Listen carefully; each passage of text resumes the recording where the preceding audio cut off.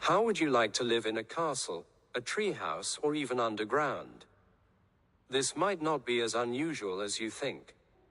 It seems that these days more and more people want to live somewhere special and out of the ordinary, and if they can't buy what they want, they are quite prepared to build it from scratch. For John Mew and his wife Josephine, their home really is their castle. They have built their own English castle in the Sussex countryside. The building is brand new with all the luxuries you would expect from a house that cost more than £350,000 to build. However, when you first see it from the outside, it would be easy to think that you are looking at an ancient monument. The building has a lot of the features of a traditional castle, including a keep, a moat, and a drawbridge. My choice of house is somewhat eccentric, and building it was very hard work, but we've got the perfect place to live, Mew says.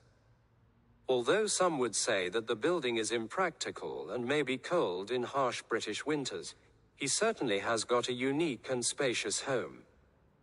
If you don't look carefully, you might not even see the home that Jonathan Ridley Jones and Shannon Ridd built at all. That's because the house is a converted underground water tank. The only thing that can be seen from the surface is a door leading into the hillside. We've never wanted to live in an ordinary house, Shannon says. Living below ground means that our home is quiet and very cozy, none of the usual drafts.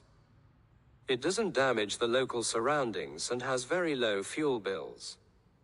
Some of our friends find it dark and feel shut in when they first visit, but they soon get used to it.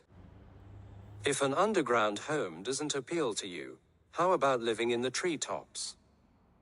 Dan Garner, a tree surgeon from Gloucestershire, certainly thinks that this is the way to go up in the world. When our family became short of space at home, our solution was to build a luxury treehouse in the garden. The treehouse is built into a spruce tree 6 meters above the ground. It has one main room, a bedroom, and a balcony running around 2 sides. Garner is so happy with this practical extension to his home that he thinks he can convince more people of the benefits of living in the trees. He wants to set up his own enterprise, making more of the deluxe tree dwellings, saying, "Tree houses are airy, secure, and comfortable, and the only disadvantage is that they might not be suitable for people who suffer from hay fever or a fear of heights.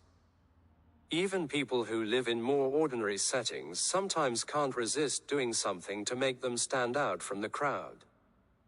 One extreme example of this is Bill Hines' house in Headington, Oxfordshire.